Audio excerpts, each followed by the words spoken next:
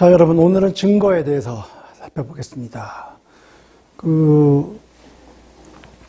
반덤핑 조사 과정이 대개 어떻게 되냐면, 국내 산업자가 국내 산업을 대표한다고 하는 사람들이 조사 개시 신청서를 제출하면, 거기에 덤핑과 피해와 인과관계에 대한 기본적인 정보가 들어있는지, 그리고 그 피해자 정보, 생산자 정보, 물건 정보에 관한 정보가 들어있는지를 조사 당국이 본 후에, 그리고 그것이 조사할 만하다고 결정이 났으면은, 그럼 대개 수출을 하는 사람들에게 설문서를 보냅니다.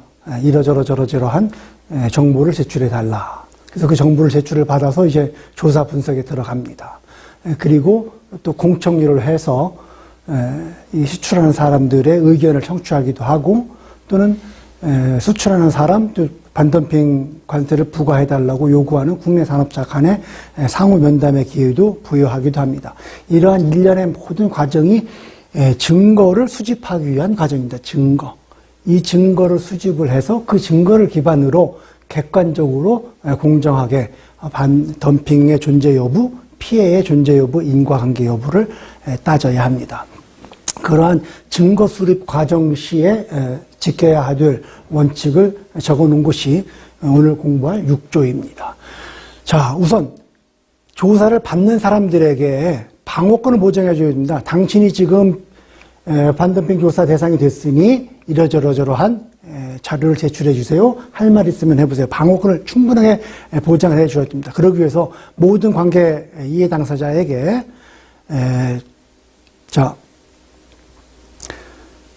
조사 당국이 조사에 필요한 정보가 뭐가 있습니다. 라는 것을 모든 이해 당사자에게 통보를 해야 됩니다. 그리고 그러한 이해 당사자가 관련되는 모든 정보를 문서로 제공할 수 있을 정도로 충분한 기회를 부여해야 됩니다. 이러한 답변서 시야는 대개 이것은 이제 질문서를 먼저 보내면 거기에 대한 답변서를 받는 형식으로 진행이 됩니다. 질의서를 보내면 거기에 대한 답변 시간은 최소한 30일 이상은 줘야지 성실하게 기록할 수 있지 않겠습니까? 그리고 30일이 부족하니 좀 연장해 주십시오. 대개 30일을 연장해 달라고 합니다. 그러면은 특별한 이유가 없으면 그 연장해 주라는 조항입니다. 그리고 이해관계자의 한 사람, 어떤 이해관계자가 제출한 증거는 다른 이해관계자한테도 즉시 제공을 해야 됩니다. 그래야지 상대방이 무슨 말을 했는지 내가 알아야 내 입장을 또 전달할 수 있지 않습니까? 예. 그리고 조사를 개시 신청한 즉시, 조사를 개시하기로 결정한 즉시, 그러한 그 조사 개시 신청서가 봤죠? 지난번에 봅시다. 자, 조사 개시를 결정하기 전에는 조사 신청서를 공개해서는 안 된다고 되어 있습니다. 다만 수출국 정부에게만 사전에 그러한 신청이 들어왔다는 것만 통지할 수가 있습니다. 자, 그런데 이제 조사 개시를 결정을 했어요. 결정을 했으면 그 즉시 신청서를 누구한테? 모든 수출자에게, 그리고 수출국의 당국, 수출국 정부에게, 그리고 기타 인터레스트, 이해관계자에게, 이들이 누군가는 이따 조금 이따 다시 별도로 정의한 조항이 있습니다. 이게 제출을 해야 됩니다. 제공을 해야 됩니다. 그리고 그러한 방어권과 이해 당사자 간의 접견권을 보장을 해줘야 됩니다. 그러기 위해서 모든 이해관계자는 자기의 이익을 디펜스할 수 있는, 방어할 수 있는 충분한 기회를 보장받아야 됩니다. 그리고 조사 당국은 모든 이해 당사자에게 adverse interest, 이익이 상반되는 이익을 가지고 있는 상대방을 만날 수 있는 충분한 기회를 보장받아야 됩니다. 무슨 말인가? 이 조사 개시를 신청한 사람이 있을 거 아닙니까? 수출자와 조사 개시 신청한 국내 산업자. 이 두 사람 간의 이해는 서로 상충되죠. 그러니까 국내 산업자로 하여금 수출자를 만날 수 있는 기회, 또는 수출자가 원할 경우 국내 산업자를 만날 수 있는 그 기회를 제공해야 됩니다. 또는 이러한 정보, 만날 수 있는 기회는 느닷없이 결정을 하면 안 되고,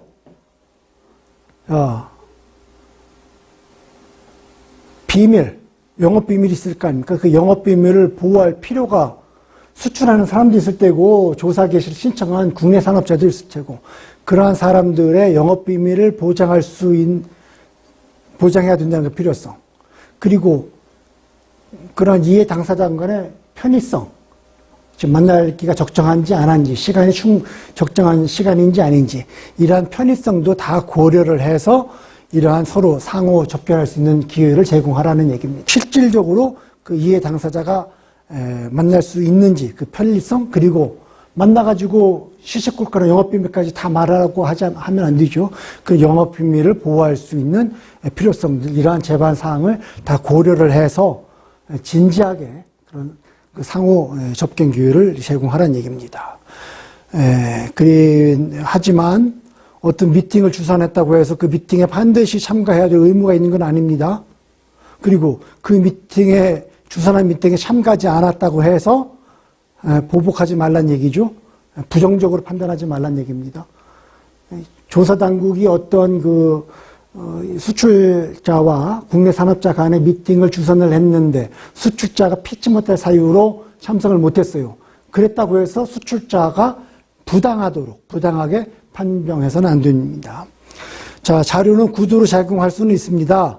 그리고 견해도 구두로 발표할 수 있습니다. 하지만 나중에 반드시 문서로 다시 제출해야 됩니다. 증거로 검토하기 위해서는 구두를 할 수 없고 문서 증거를 또 제출해야 됩니다. 알죠? 구두 정보는 문서로 제출되고 제출된 문서는 또 타방 이해 당사자한테 회람된 후에야 조사 당국이 검토할 수가 있습니다. 관련 정보 연락권. 자,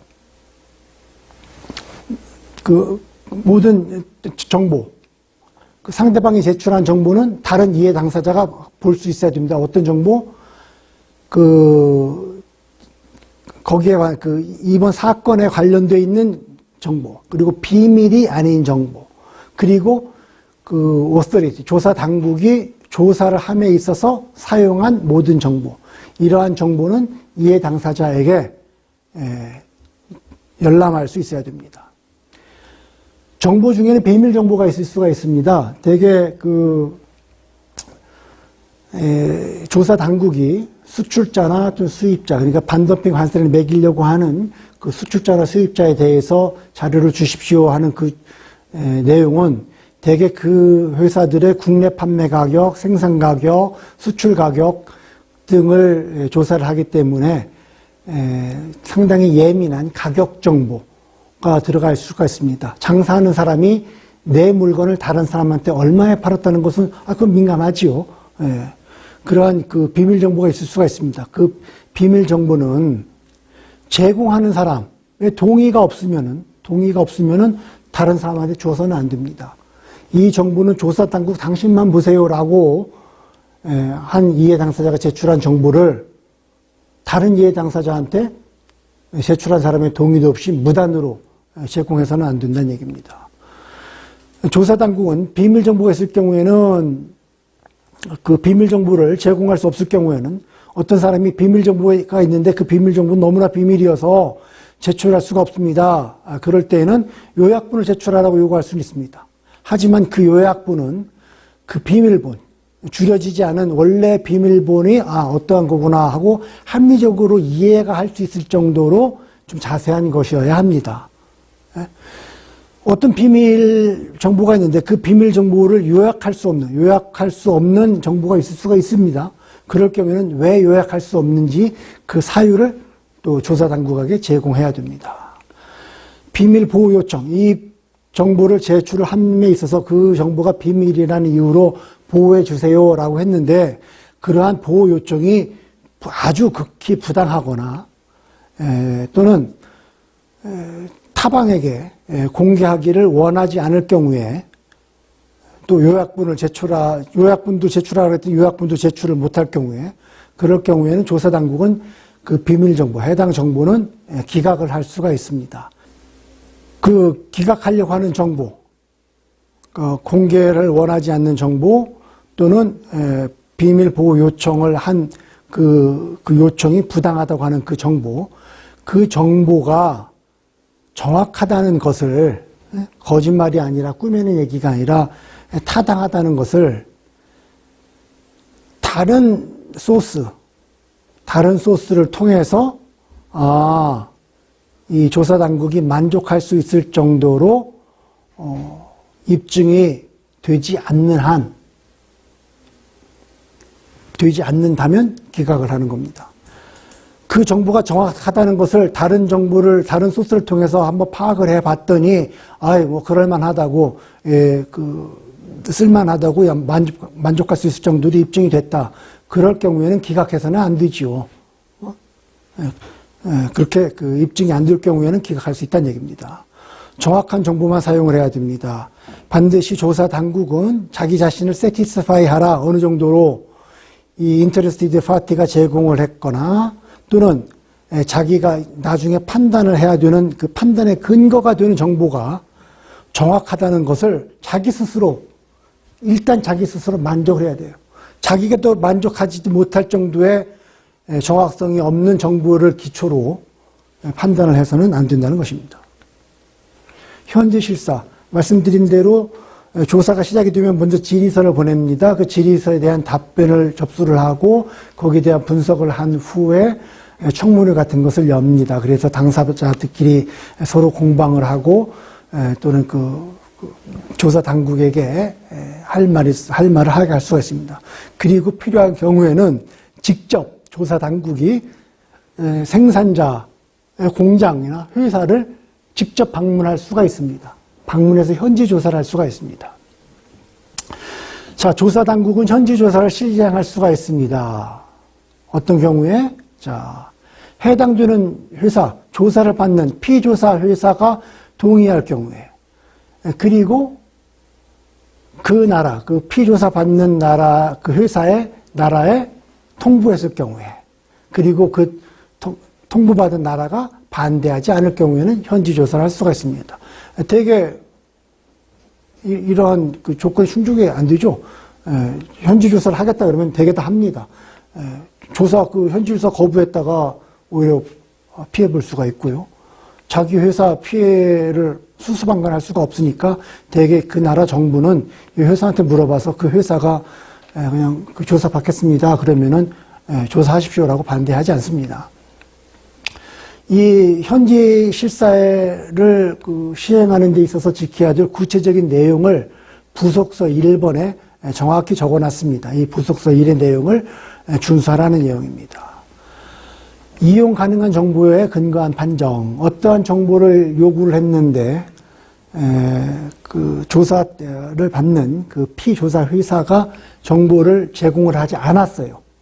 또는 불성실한 정보를 제공을 했습니다. 부정확한 정보를 제공했습니다. 조사에 협조를 잘 하지 않았습니다. 그럴 경우에 조사 당국은 이용 가능한 정보, 자기가 입수 가능한 정보에 근거를 해서 판정을 합니다. 대개 이 판정은 그 조사에 협조하지 않은 그 회사에 대해서 불리한 판정이겠죠. 조사 당국이 아주 전가의 보도처럼 막 써먹는 아주 독소 조항입니다.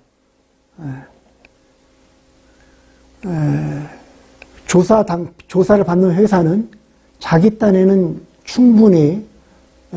충분한 그 정보를 제공을 했고, 일부 부정확한 정보는 단순한 실수이고, 또는 자기의 능력 범위 내에서는 최대한의 협조를 제공했다고 당사자는 주장하는데, 거기에 대해서 조사 당국은 그게 비협조한 겁니다. 그러니까 나는 당신이 낸 정보 그거 못 믿겠고 내가 달리 입수한 정보를 가지고 판정을 하겠습니다. 대개 그 판정은 불리한 판정이겠죠.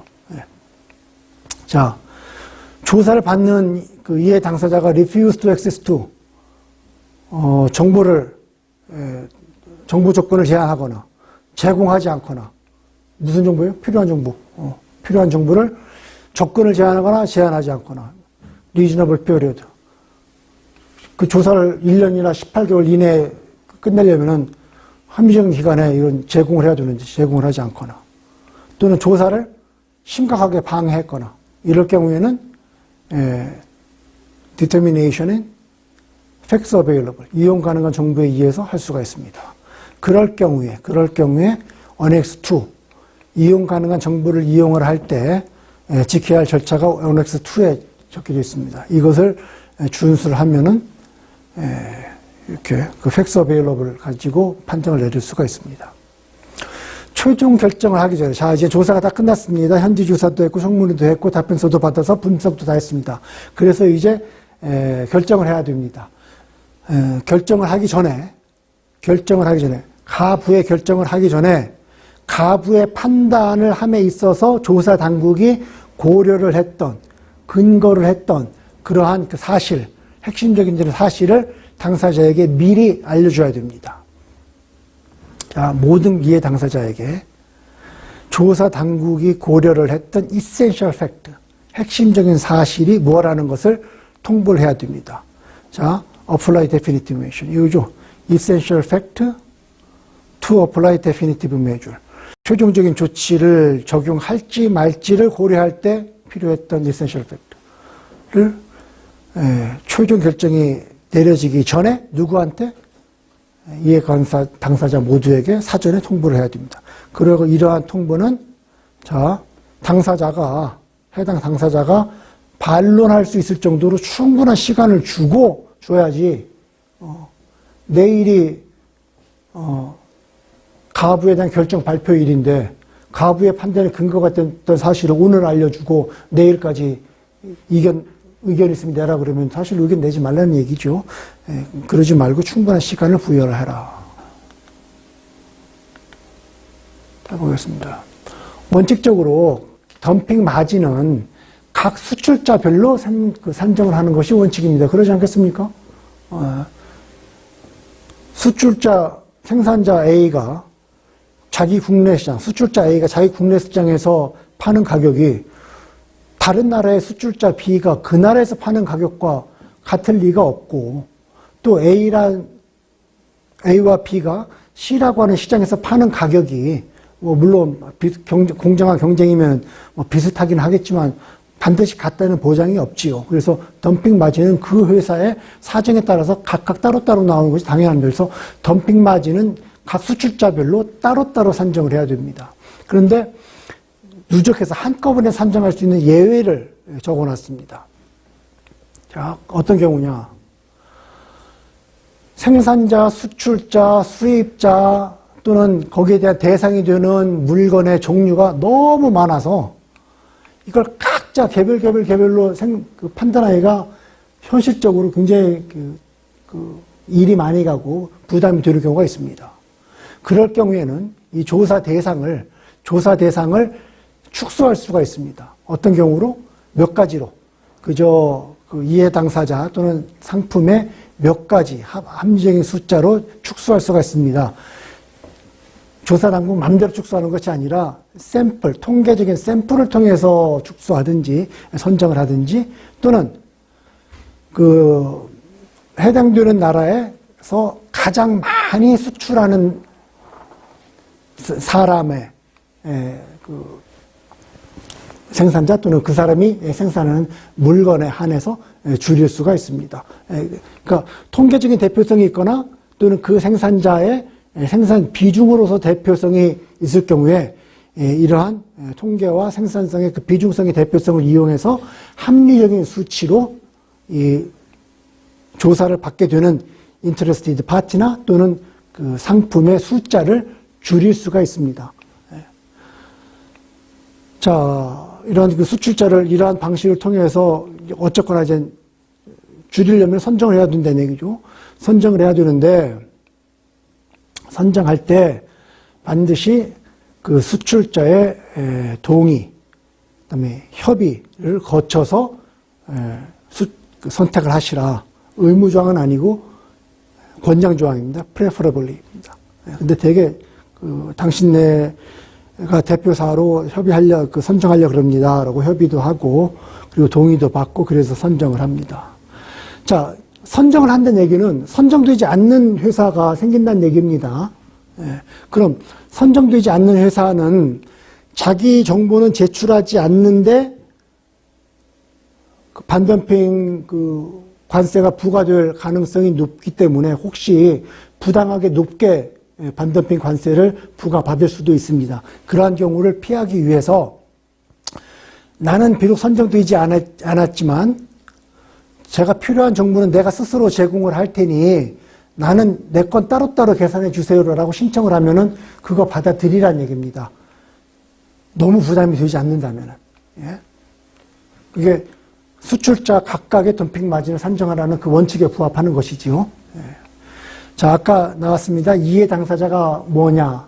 정의를 따로 해놨습니다. 이해 당사자라고 하면, 자, 조사를 받고 있는 물건, 수출하거나 그것을 생산하는 외국 생산자, 또는 그 물건을 수입하는 사람, 또는 이들의 비즈니스 어소시에이션, 협회입니다. 다음, 대개 수입하는 사람은 관세를 부과해 주세요라고 조사를 신청하는 이해가 당사자이고, foreign producer, 외국 생산자나 수출자는 뭐겠습니까? 예. 아니요, 임포터도 국내 생산자, 여기 있죠. 국내 생산자. 자, 수입국의 동종상품의 생산자, 국내 생산자죠. 국내 생산자와 또는 그 사람들이 있는 협회, 이것도 이해 당사자입니다. 근데 이 사람들의 이해는 이 사람들과 다르죠. 이 사람은 관세를 매겨주십시오. 여기는 1번 이 사람들이 지금 덤핑을 하고 있습니다라고 주장을 하는 이해 당사자고, 여기 1번 수출자, 외국 생산자, 그 물건을 수입하는 사람들은 덤핑을 안 했다고 주장하는 이해 당사자일 테고요. 그리고 엑스포팅 멤버, 역시 이들의 수출국의 정부, 또 이해 당사자입니다. 자, 사용자 및 소비자에 대한 정보를 제공할 기회 의무를 부여하라. 무슨 말인고 하니, 덤핑은 싼 값의 물건을 판다는 얘기 아닙니까? 그러니 그 물건을 쓰는 사람 입장에서는 좋은 입장입니다. 어떤 시장에 싼 물건이 들어왔으면 그 물건을 그 시장에서 팔고 있는 사람한테는 그 좋은 뉴스가 아니지만은 그 시장에서 그 물건을 쓰는 사람, 소비자에게는 더 싼 값의 물건을 살 수 있으니 좋은 일이죠. 예. 그러한 사용자 및 소비자에 대한 관련 정보도 이해 당사자에게 제공을 하라는 이야기입니다. 그리고 조사를 받는 기업들이 영세 기업일 수가 있습니다. 따라서 영세 기업일 경우에는 말도 안 통하는 외국 정부가 조사하는 건데, 그리고 복잡한 그 회계장부를 조사한다는데 즉각 대응할 수가 없는 경우가 많지요. 그리고 인력이 부족할 수도 있고요. 그러한 경우에 이러한 그 영세 기업의 그 상황은 또 조사 당국이 따로 특별하게 긍정적으로 고려를 하라는 얘기입니다. 자, 이러한 그 피해, 덤핑 사실도 조사를 해서 덤핑도 확인이 됐고요. 조사를 해서 피해도 확인이 됐습니다. 덤핑과 피해가 전부 다 증거에 의해서 확인을 했습니다. 자, 그래서 확인을 해보니, 피해도 있고 그 피해가 덤핑에 의해서 발생된 것이 거의 확실시 돼요. 그럴 경우에는 이제 자기 국내 시장을 방어하기 위해서 덤핑에 상응하는 조치를 취할 수가 있습니다. 그 조치는 두 가지가 있는데, 첫 번째는 잠정적인 조치입니다. 두 번째는 확정적인 조치입니다. 잠정적인 조치부터 보겠습니다. 잠정 조치입니다. 잠정 조치의 적용 가능 조건, 아직 확정적인 덤핑 판정, 피해 판정, 인과관계 판정이 확정적으로 내려지지는 않았는데 이게 거의 확실해요. 그리고 지금 빨리 조치를 하지 않으면은 우리나라 산업이 아주 긴박하게 피해를 입을 상황이에요. 그럴 경우에 긴박하게 잠정적인 조치를 취할 수 있습니다. 이러한 요건을 충족을 한다면, 첫째, 인베스티게이션이 조사가 시작이 됐습니다. 그리고 시작이 됐다고 하는 것도 통보도 다 했습니다. 그리고 필요한 인포메이션도 제출하라고 다 기회도 제공했습니다. 그리고 자기 입장에 있으면 할 말 있으면 하라고 다 말했습니다. 이러한 기본적인 방어 사실은 이건 이미 이제 끝났다. 이것이 끝난 다음에 해야 됩니다. 이것도 이러한 기회도 주지 않고 잠정 조치부터 취하면 안 되죠. 예.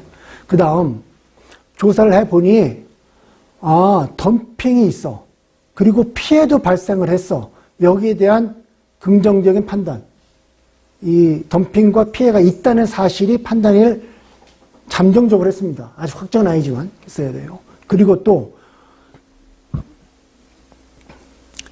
이 피해를 방어하기 위해서 어떠한 조치가 필요하다는 것이 판정이 됐어요. 이 세 가지 조치가 충족이 됐으면은 잠정 조치를 취할 수가 있습니다. 긴박한 사항이라는 것을 인정을 합니다. 그러한 잠정 조치는 세 가지 형태를 취할 수가 있습니다. 첫째, 그야말로 잠정적인 관세를 매기는 거예요. 자, 지금부터 들어오는 그 물건에 대해서는 잠정적으로 20%씩 더 내세요. 20% 관세 더 내세요. 나중에 이게 25%가 될지 15%가 될지 그 현재는 모릅니다. 하지만 현재 덤핑이 있고 피해가 있고 그 피해를 지금 조치하지 않으면은 우리가 심각하게 피해를 입을 가능성이 있으니까 잠정적이지만은 일단 20% 내세요 하는 잠정적인 조치가 있습니다. 내지는 담보를 내게 합니다. 자, 그 물건 들어올 때 20%씩 더는 못 내겠다면은 일단 액수 얼마, 그러니까 계산할 수가 있겠죠. 약 몇 %씩 또는 뭐 몇 달에 걸쳐서 얼마 정도의 물량이 들어올 테니까 곱하면은 어느 정도 액수가 나올 거 아닙니까? 그 액수를 나한테 지금 내라는 게 아니라 담보로 은행에다가 보관을 해놔라. 또는 은행에서 만약에 그 돈을 쓸 일이 있으면은 우리 은행이 이 정도 돈을 지불하겠습니다라고 하는 은행 보증서를 가져오라. 는 얘기입니다. 예. 나머지는 한 가지가 있는데 이건 사문화돼서 거의 쓰질 않습니다. 어프레이즈먼트를 위스홀딩 한다는 얘기입니다. 무슨 말인가 하니 참고를 하면은 자, 이게 지금 수입되는 물건이 잠정조치 대상입니다. 이것만 결정하는 겁니다.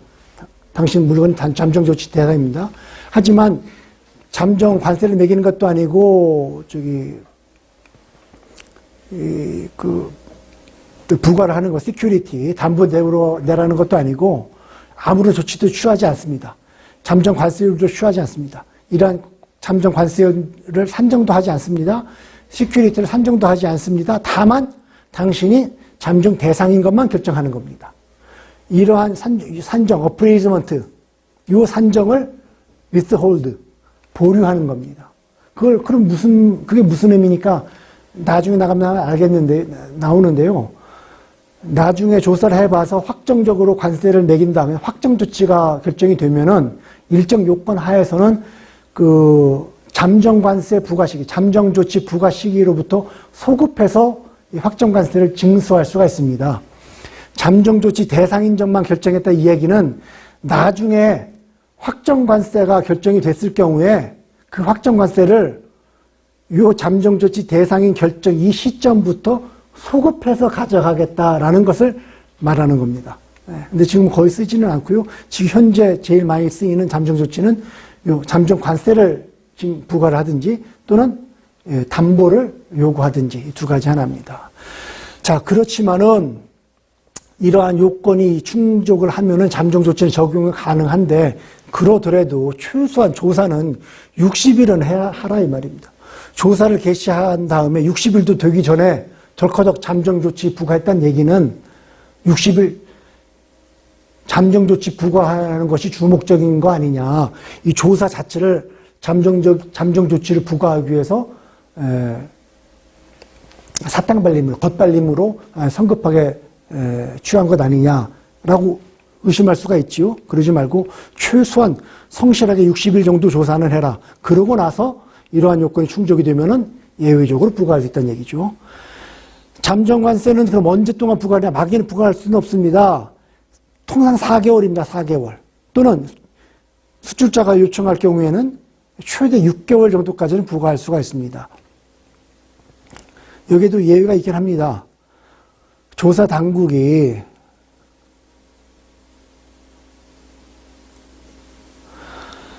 그 덤핑 마진이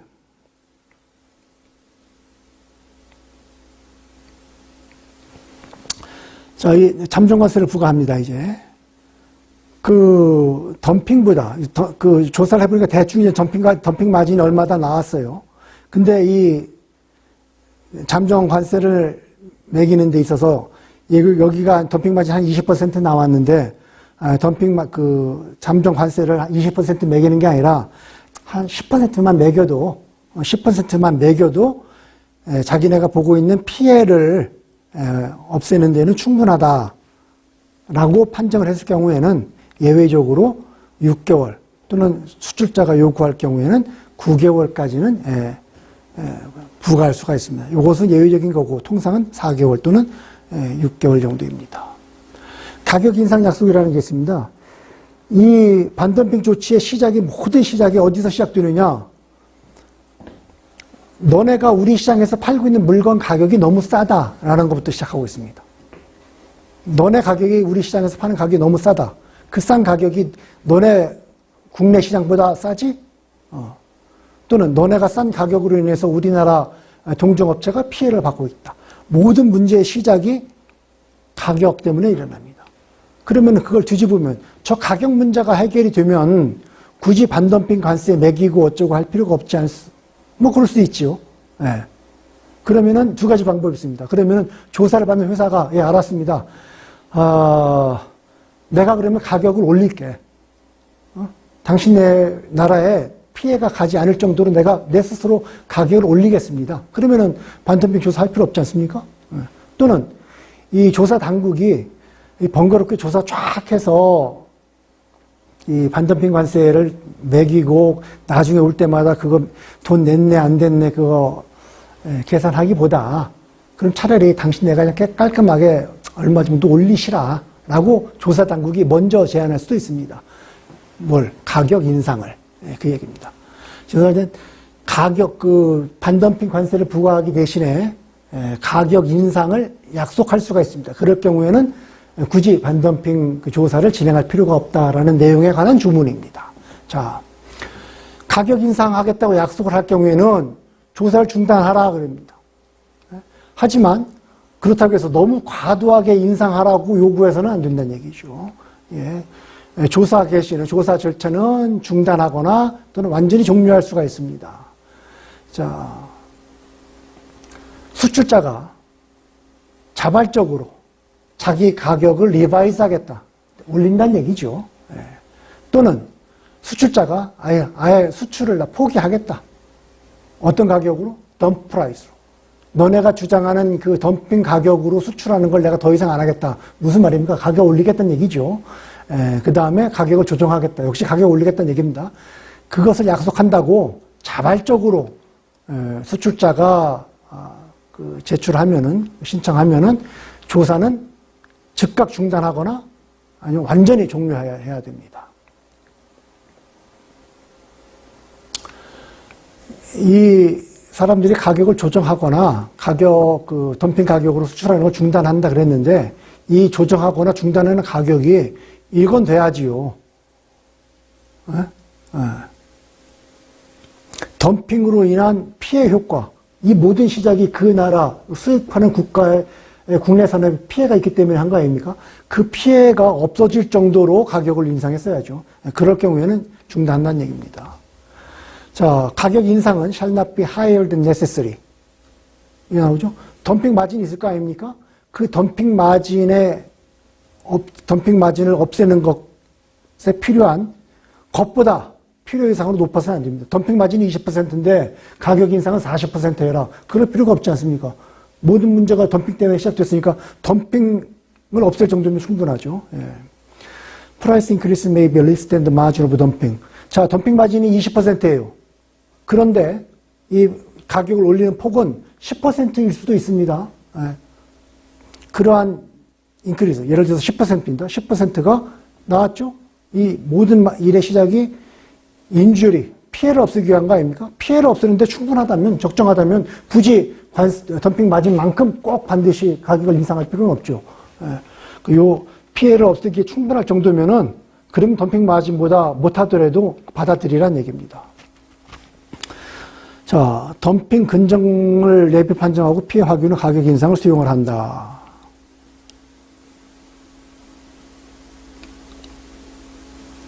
자, 요 가격 인상은 가격 인상 하시라고 자꾸 부추기거나 또는 가격 인상 하겠다고 신청이 들어왔을 때 받아서는 안 됩니다. 근데 if 하시니까, unless if 하시니까 이럴 경우에는 받아들여도 되죠. have made a preliminary affirmative determination of dumping and injury.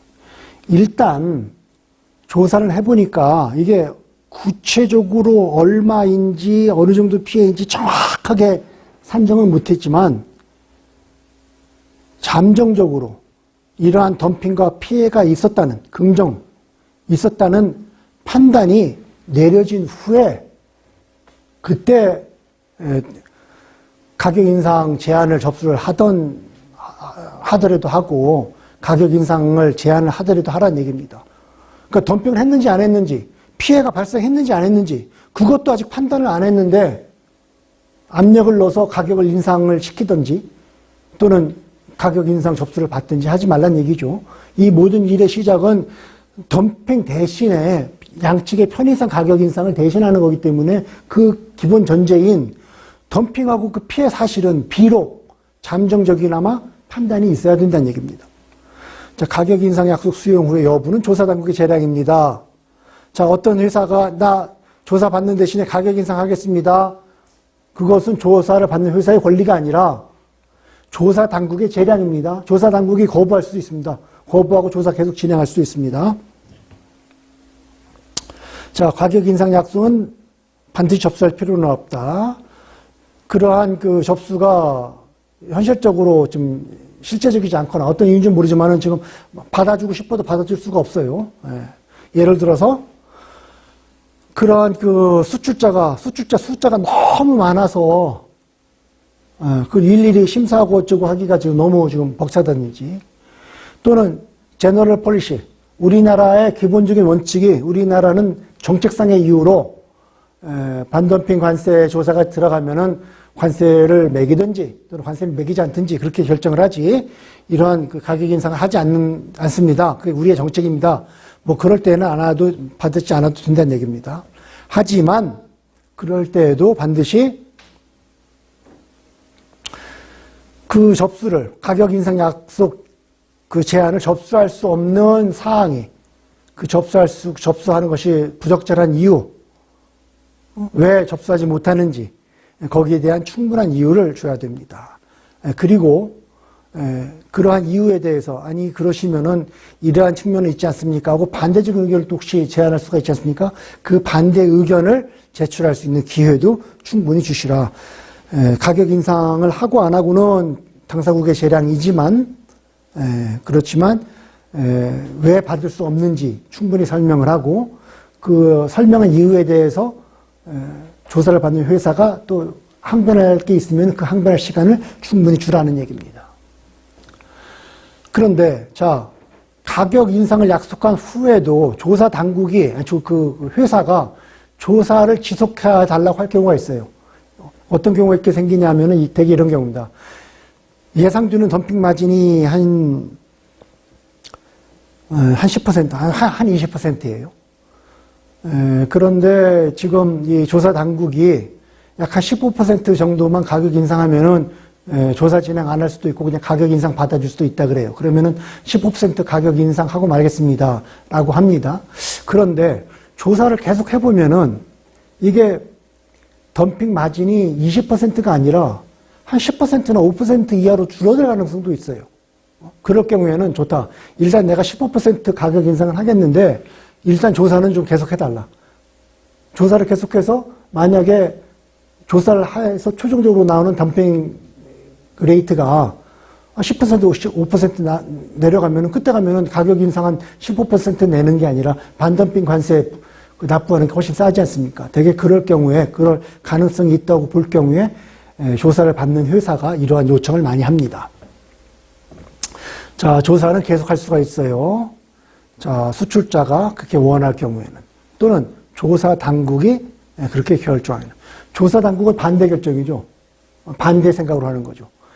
한 20%가 나오기 때문에 15% 가격 인상하는 거 일단 받아주지만 조사를 좀 더 해보면은 이거 한 30% 이상 나올 확률이 상당히 높다. 그럴 경우에는 30% 하죠. 그러니까 조사 당국이 결정하든지 아니면은 수출자가 원할 경우에는 조사는 계속합니다. 자, 그런데 덤핑이 없다고 판정이 되는 거네. 또는 피해가 없다고 판정이 될 경우에는 그럴 경우 어떻게 됩니까? 이 언더테이킹은 가격 인상 약속은 그 자리에서 자동적으로 취소됩니다. 예외가 있긴 있습니다. 덤핑이 없다는 디터미네이션, 피해가 없다는 판정. 그 판정이 왜 일어났냐면은 언더테이킹을 했기 때문에 그래요. 언더테이킹을 했으니까 물건이 팔려도 덜 팔렸을 거 아닙니까? 수출이 수입이 돼도 덜 됐을 거 아닙니까? 물건값이 비싸졌으니까. 그랬기 때문에 덤핑이 없어졌고 피해가 없어졌어요. 언더테이킹을 했는데 조사를 계속해달라고 요구는 요 피해 부존재, 덤핑 부존재 판정이 있을 가능성이 많기 때문에 이 피해 회사가 요구를 하는 겁니다. 덤핑을 했는데 덤핑 판정이 있어요. 그럴 경우에는 요 언더테이킹이 계속 가는 겁니다. 예. 자, 조사 당국이 인상 약속을 제시할 경우 가능합니다. 수용 의무는 부재합니다. 자, 처음에 말했죠. 그 조사를 받고 있는 회사가 나 조사 받는 대신에 가격 인상하겠다고 할 수가 있습니다. 반대로 조사 당국이 가격 인상하지 않을래 하고 먼저 제안을 할 수가 있습니다. 하지만 그것을 받아들여야 되는 의무는 없습니다. 써 있습니다. 자, 주기적인 재고님이 조사 당국은 가격 인상을 했지 않습니까? 이제 그 회사가 그럴 경우에 조사 당국은 이러한 정보를 내라고 요청할 수가 있습니다. 자, 언더테이킹을 계속 하고 있는지, 제대로 이행하고 있는지, 거기에 관한 정보를 계속 내라고 요구할 수가 있고, 그것이 사실인지 아닌지 verify, 검증하겠다고 요청할 수가 있습니다. 해봤더니 만약 바이올레이션이 있어요. 위반을 했어요. 그럴 때에는 immediate application of provisional measure입니다. 예. 일단 이용 가능한 정보를 이용을 해서 잠정관세, 잠정 조치를 계산을 해서 그걸 즉각 적용할 수가 있습니다. 잠정관세 매기려고 하는 것이 6월 1일입니다. 너네가 지금 가격 인상 약속을 위반을 해서 6월 1일부터 잠정관세를 매깁니다. 근데 조사는 계속합니다. 그래서 반덤핑 관세가 이제 그 확정이 됐어요. 그 확정된 관세를 언제부터 매기느냐? 90일 이전. 6월 1일부터 시작하면은 3월 1일 이후부터 들어온 거에 대해서 그 반덤핑 관세를 확정 관세를 매길 수 있다는 얘기입니다. 하지만 그럼에도 불구하고 언더테이킹 위반하기 전에 수입된 거는 안 되죠. 위반을 안 했는데 덤핑 관세 매기면 안 되죠. 예. 자, 구조는 이제 그 부과 및 징수에 대해서 설명하도록 하겠습니다. 자, 이것은 이제 아까는 반덤핑 잠정관세였고 이번에는 이제 직접관세입니다. 최종관세입니다. 이것을 어떻게 부과하는지 징수하는지. 재량 및 레서 듀티 부과 장려라 되어 있는 말은 무슨 말인고 하니 반덤핑 관세를 부과할 요건을 다 충족을 했어요. 덤핑도 있고 피해도 있고 덤핑과 피해 간의 양자관계도 확인이 됩니다. 그래도 그러한 경우에도 반덤핑 관세를 부과할 것인지 부과를 하면은 그 규모는 어떻게 될 것인지 그것은 조사 당국의 결정사항입니다. 반덤핑 마진이 20% 나왔고 그로 인해서 피해가 발생했고 양자 간의 인과관계가 있다 할지라도 20%를 매길지 또는 부과를 할지 말지 그 자체가 조사 당국의 결정사항입니다. 재량사항입니다. 대개는 이건 의무조항이 아니고 권장조항입니다. 이 반덤핑 관세의 부과는 의무, 맨데이토리가 아니라 퍼미시블입니다. 할 수 있으면 안 해도 된다는 얘기입니다. 반드시 하라는 얘기 아닙니다. 이게 재량사항이니까. 그리고 그 듀티는, 부과하는 듀티는 less than margin of dumping입니다. 덤핑 마진보다 작으면 작을수록 더 좋습니다. 만약에 그 적은 마진이 인주리, 피해를 제거하는데 충분하다면 그러면 굳이 덤핑 마진만큼 매길 필요가 없죠. 덤핑 마진을 계산해보니까 20%가 나왔는데 10%만 가격이 올라가도 피해가 없어진다. 그러면 10% 매기라 이 말입니다. 굳이 20% 매겨서 괴롭힐 건 없습니다. 하지만 이것이 권고조항입니다. 의무조항은 아닙니다. 자, 징수 원칙을 보겠습니다. 반덤핑 관세는 반드시 비차별적으로 적정한 어마운트, 이 적정한 어마운트는 대개 염두에 둔 거죠. 적정한 어마운트로 비차별적으로 덤핑했다고 그리고 그 덤핑으로 인해서 피해를 발생했다고 판정된 모든 소스의 수입에 대해서 부과를 하는 겁니다. 누구는 봐주고 누구는 안 봐주고 해서는 안 됩니다. 그리고 이 오소리티는 그 조사 당국은 반드시 반덤핑 관세를 납부해야 될 서플라이어의 이름을 명시를 해야 됩니다. 하지만 동일 국가에서 복수 수출자가 나와요. 예를 들어서 지금 미국이 우리나라 상품에 대해서 반덤핑 관세를 매기기로 결정을 했는데 우리나라에서 미국에 수출하는 그 해당 상품을 수출하는 수출자가 굉장히 많을 경우에 복수일 경우에는 그저 한국에서 온 수출자 전부라고 복수를 할 수 있다는 얘기입니다. 그 나라를 지정할 수 있다는 얘기입니다. 다음에 복수 국가에서 복수 수출자가 수출할 경우, 그럴 경우에는 모든 수출자를 다 네임을 하든지 이름을 나열을 하든지 아니면 그 수출하는 나라를 나열을 할 수 있다 이야기입니다. 자, 구조 3항은 반덤핑 관세의 덤핑 마진 초과 금지, 덤핑 마진만큼만 매겨라. 가급적이면 덤핑 마진보다 낮은 게 좋다. 레서 듀티라고 아까 나왔죠. 초과한 것이 있으면 환급하라는 얘기입니다. 자, amount of aid duty는 shall not exceed the margin of dumping. 덤핑 마진만큼만 부과를 해라. 덤핑 마진. 덤핑 계산해보니까 덤핑 마진 20% 나왔다. 그럼 최대 20%만 덤핑 관세를 부과를 해야지. 덤핑 마진이 20% 나오는데 30% 하지 말란 얘기지요. 그리고 바람직하다면, 가능하다면, 피해를 제거하는데 충분하다면 10%만 돼도 피해를 제거하는데 충분하다. 그러면은 덤핑 마진이 20% 나왔어도 10%만 부과하라는 게 앞에 나왔죠. 예. 덤핑 마진 관세는 조사 기관의 자료를 통해서 산정한 덤핑 마진에 근거를 해야 됩니다. 조사 신청이 들어오면은 대개 1년이나 1년 반 동안의 조사를 진행을 합니다. 그 기간 동안의 자료를 토대로 산정한, 에비던스를 통해로 객관적으로 산정한 덤핑 마진에 근거를 해야 됩니다. 그래서, 자, 여기 써 있는 말은 이 말을 지금 부연하는 겁니다. 설명하는 겁니다. 구두로 설명하는 그 내용이고, 협정에 설명되어 있는 건 아닙니다. 자, 설명을 하겠습니다.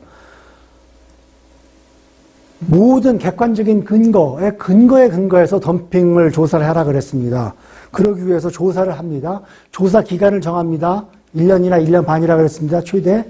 그리고 충분한 그 조사 그 자료를 제출할 시간을 충분히 줘야 되고, 그걸 객관적으로 검토를 해야 되고, 반론을 제기할 시간도 줘야 되고, 나중에는 핵심적인 사실도 미리 공표를 해야 됩니다. 자, 그렇게 자료를 통해서 덤핑을 마진을 산정을 했는데, 이 모든 객관적으로 조사를 했음에도 불구하고, 모든 그 관련 근거를 객관적으로 연구, 분석, 검토했음에도 불구하고, 본질적으로는 그 자료는 과거 자료입니다. 미래에 있을 자료가 아닙니다. 이미 이루어진 거래에 관한 과거 자료입니다. 하지만, 앞으로 이 수출자가 덤핑을 할지 말지는 그건 미래의 사실입니다. 덤핑 조사를 받아서 덤핑을 판정된 사람이 개가천선해서 오늘부로 앞으로는 덤핑을 안 할 수도 있지요. 그러니까 덤핑을 할 건지 안 할 건지 그 미래 거래는 과거에 자료를 가지고 판단한 것이기 때문에 꼭 그 과거의 마진대로 이 미래 거래가 이루어진다는 보장은 없습니다. 반덤핑 관세에 따라서 실제 거래, 앞으로 이루어질 미래 거래, 미래 실제 거래의 덤핑 마진을 초과할 수도 있습니다. 또는 미달할 수도 있습니다. 모릅니다. 어떻게 될지. 따라서 덤핑은 반드시 덤핑 마진을 초과해서는 안 된다고 했기 때문에 과거의 자료를 근거로 해서 산정한 덤핑 마진대로 미래 거래가 그대로 이루어진다는 초과하거나 미래할 필요성이 있기 때문에 초과한다면 환급해야 되고 미래한다면 추가로 징수해야 되는 것이 불가피합니다. 그러면 이것을 어떻게 보정하느냐? 두 가지 방법이 있습니다. 하나가 리트로스펙트, 소급적인 방법이고 하나가 프로스펙트, 미래적인 방법입니다. 이 프로스펙티브 방법으로 할 건지 미래 방법으로 할 건지는 그건 각국의 재량 사항입니다. 각국이 둘 중에 하나를 정합니다. 첫째, 매번 수입할 때마다 이미 확정된 덤핑 마진, 그러니까 조사를 해서 확정된 덤핑 마진을, 과거 조사를 해가지고 확정된 덤핑 마진을 앞으로 미래에 매 수입할 때마다 그에 상응하는 보증금을 미리 예치를 합니다. 옛날에 조사를 해봤더니 20%가 됐어요. 그러면 앞으로 수입할 때마다 20%에 상당하는 보증금을 실제 현금을 예치를 하든지 아니면 은행 보증을 하든지 보증금을 예치를 합니다.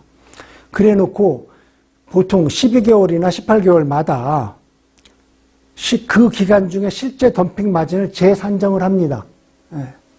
무슨 말인고 하니 2019년을 기준으로 해서 덤핑 마진 조사를 딱 해봤더니 덤핑 마진 20%가 계산이 돼서 최종 덤핑 마진을 확정을 했어요. 그러면은 2020년 1월부터 12개월이라 그럽시다. 2020년 1월 1일부터 2020년 12월 31일까지 그 거래는 기확정된 20%의 확정된 보증금을 예치를 쭉 합니다. 그래서 1년 동안 예치를 한 다음에 그 1년 동안 2020년 그 1년 동안에 실제로 덤핑이 있는지 없었는지 있었으면 얼마나 있었는지 다시 한번 산정을 합니다. 그래서 산정을 해서 실제 미리 예치했던 가격과 실제 2020년 1월 1일부터 2020년 12월 31일까지 실제로 이루었던 거래, 그 차액을 비교를 해서 모자라면 추가 납부를 하고 많으면 환급을 합니다. 그러면은 이 원칙에 딱 들어맞죠. 덤핑 마진을 초과하지 않았다는 게. 그리고 그럼 이제 2021년부터의 거래는 어떻게 되냐. 2021년부터의 거래는 2020년에 정산을 했던 그 기준이 됩니다. 2019년에 계산을 해봤더니 20%다. 그러면은 2020년 거래는 일단은 20%를 예치를 합니다. 그래서 1년 동안 거래를 쭉 해봅니다. 해본 다음에 다시 한번 재산정을 합니다. 재산정 해봤더니 거래가 15%가 나왔어요. 그럼 5%에 가는 건 환급을 받아야지요. 그리고 2021년부터는 얼마를 내느냐? 15%에 되는 것을 예치를 합니다. 그리고 다시 2022년도에 또 2021년도 거래분을 다시 한번 검토를 하겠죠. 그래서 검토해봤더니 15%가 나왔어요. 그럼 2022년부터는 12%만 내시라. 이런 식으로 소급해서 검토를 하는 겁니다. 미리 앞날을 내다볼 수도 있습니다. 자, 검토를 했어요. 정식에 조사를 해가지고 조사한 결과 반덤핑 마진이 20%가 나왔습니다. 그래서 최종 마진이 20%로 확정이 됐어요. 그러면은 그때부터는 확정된 20% 반덤핑 환대를 납입을 합니다.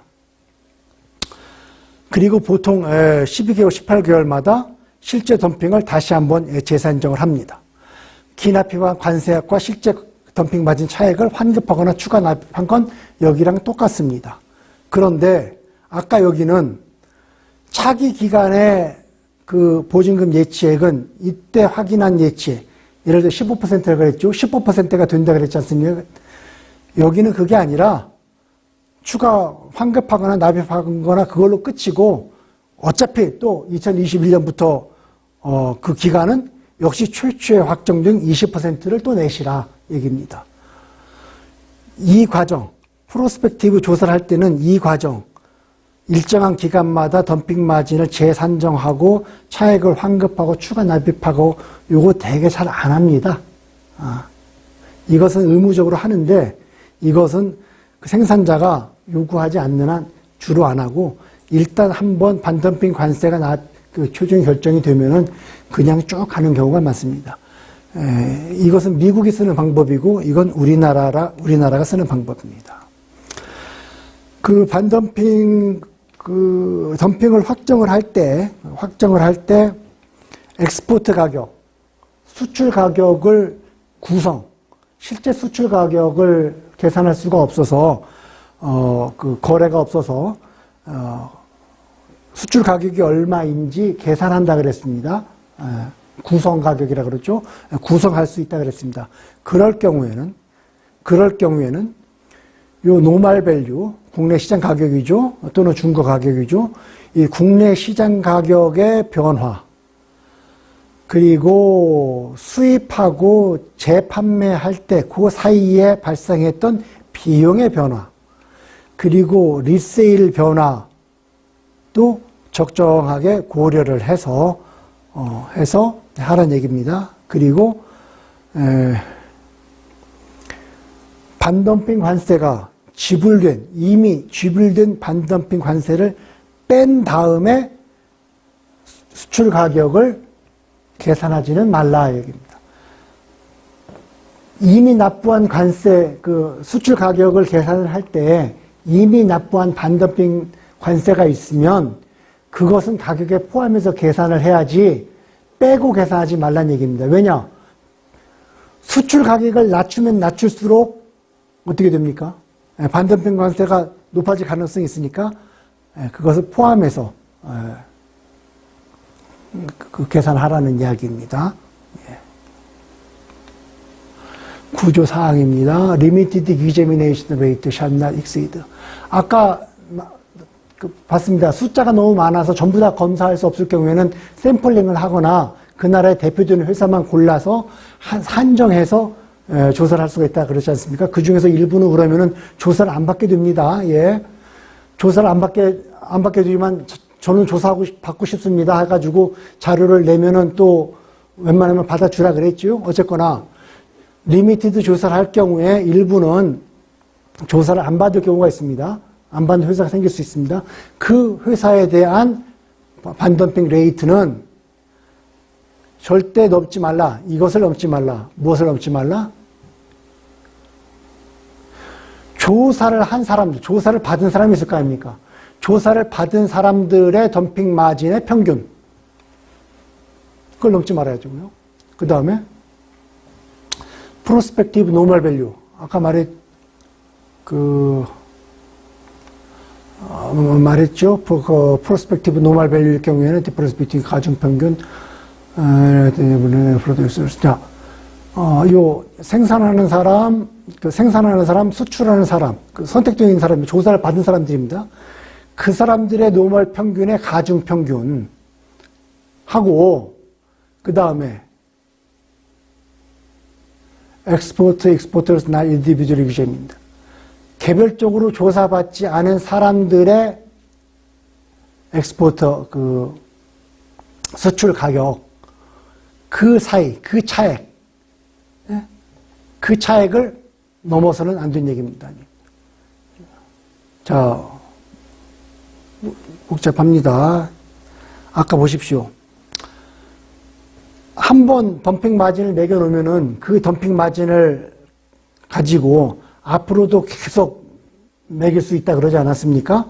그리고 요 덤핑 마진을 초과하지 않을 것을 보장하기 위해서 주기적으로 실제 덤핑 마진을 산정을 해서 차액을 주거나 빼거나 이것을 프로스펙티브, 미래를 본 방법으로 할 수도 있고 안 하는 경우도 있다 그랬습니다.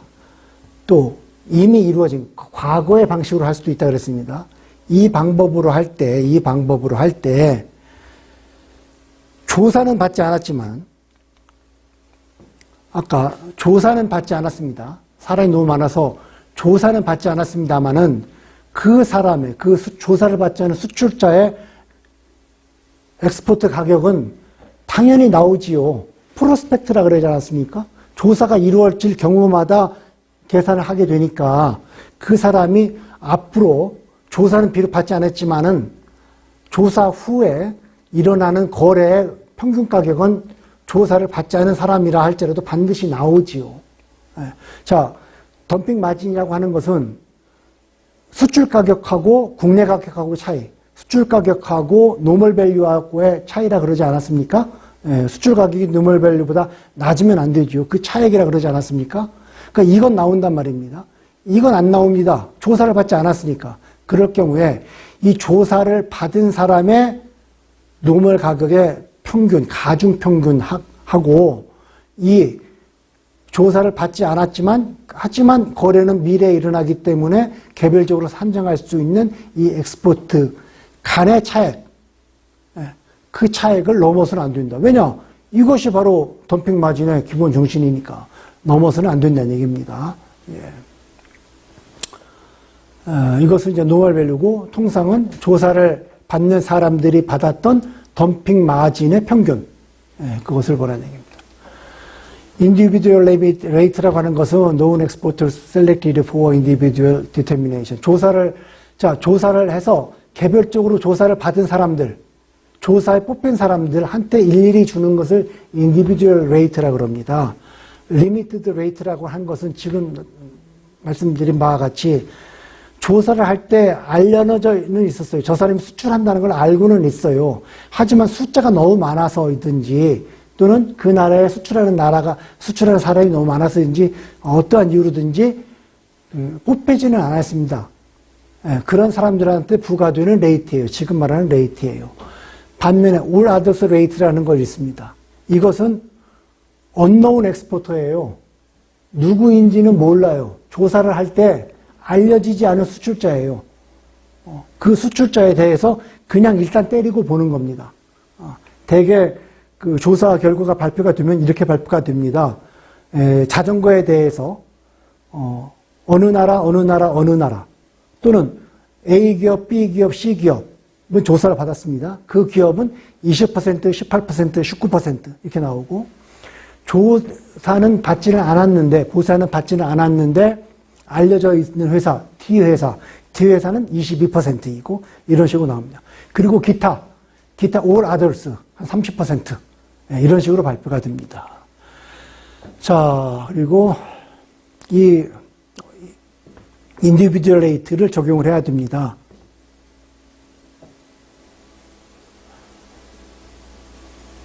자, 조사 아까 나왔을 겁니다. 조사에는 포함이 되지는 않았습니다. 하지만 자기가 원해서 필요한 정보를 제출을 했습니다.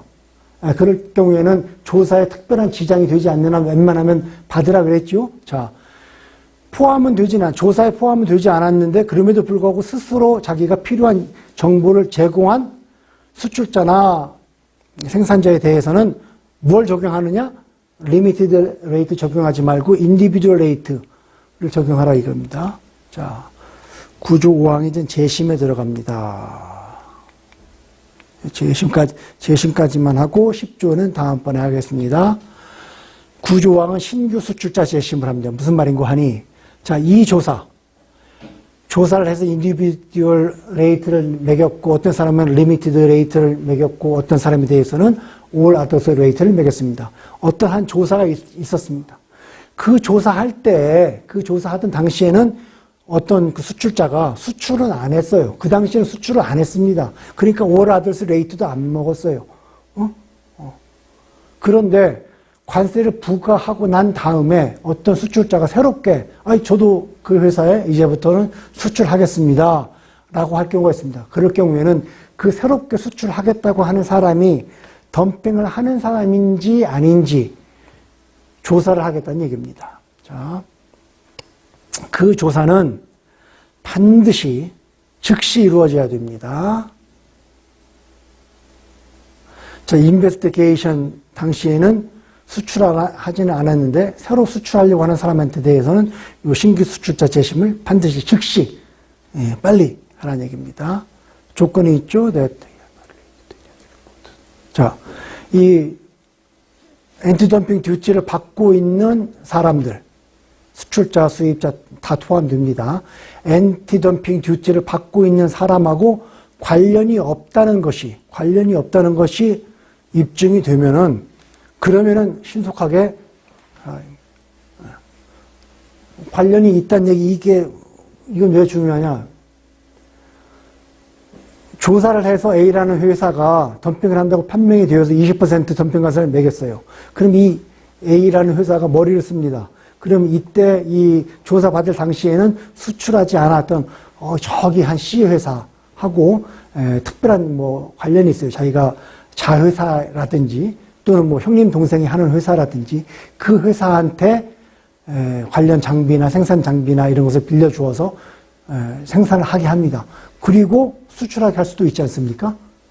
그렇게 관련이 돼 있다 그러면 그건 사실상 덤핑 관세를 맺고 있는 회사가 우회해서 덤핑 관세를 피하기 위해서 부당하게 수출하는 방식이니까 그건 뭐 빨리 하지 않아도 되고 그건 또 반드시 안 받으려도 되고 하는데 퓨얼리 진지하게 정말 아무런 관계도 없고 정말 그 선의로 새롭게 시장을 진출해서 수출하고 싶어하는 사람이 있을 수가 있습니다. 그런 사람은 괜히 이런 그 덤핑을 하는지 안 하는지 재심한다고 해서 그 수출하는 기회를 부당하게 방해받으면 안 되기 때문에 그럴 경우에는 빨리 재심을 하라는 얘기입니다. 자, 그러한 재심은 신속하게 하라는 얘기죠. 보통의 재심보다 더 빨리 해야 됩니다. 그 리뷰가 진행하고 있는 동안에는 이 사람이 새롭게 그 시장에 진출하는 사람이기 때문에 덤핑을 하고 있을지 안 하고 있을지 모르지 않습니까? 그 리뷰가 진행되고 있을 때는. 그때는 덤핑 매기지 말라는 얘기입니다. 덤핑 안 할 수 있는 가능성도 충분하니까. 하지만 덤핑 판정이 이루어질 것을 대비해서 보증금을 예치하라고 요구할 수는 있습니다.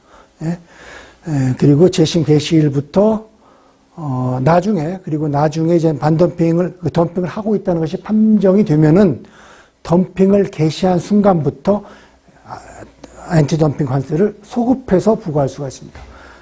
덤핑 관세는 확정이 되면은 덤핑 관세를 부과하기로 결정한 그날 이후 미래부터 하는 거지 원칙이 과거로 소급하지는 않습니다. 근데 소급하는 경우가 예외입니다.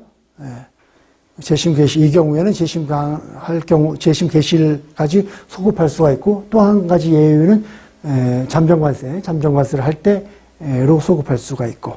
자, 이 사항이 덤핑 관세를 부과하는 방법 및 징수하는 방법에 대해서 설명을 했습니다. 자, 다음번에는 10조일 겁니다. 다음번에는 10조 소급과세, 방금 말씀드린 소급과세에 대해서 좀 더 상세하게 설명드리겠습니다. 감사합니다.